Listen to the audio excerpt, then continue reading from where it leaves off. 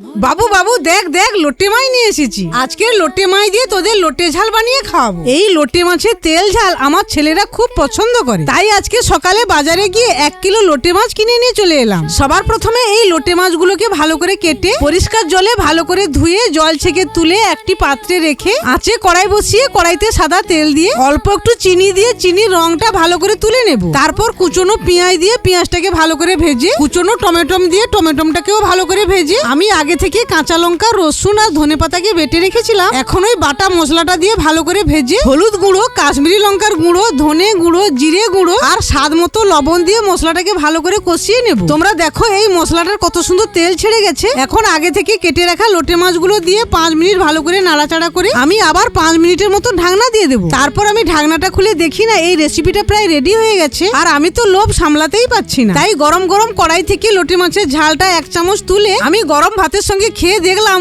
আজকের আমি বুঝতে পারলাম যে এই রেসিপিটা এত পছন্দ কেন আমার ছেলেদের। সত্যি বলতে আমার অসাধারণ লেগেছে।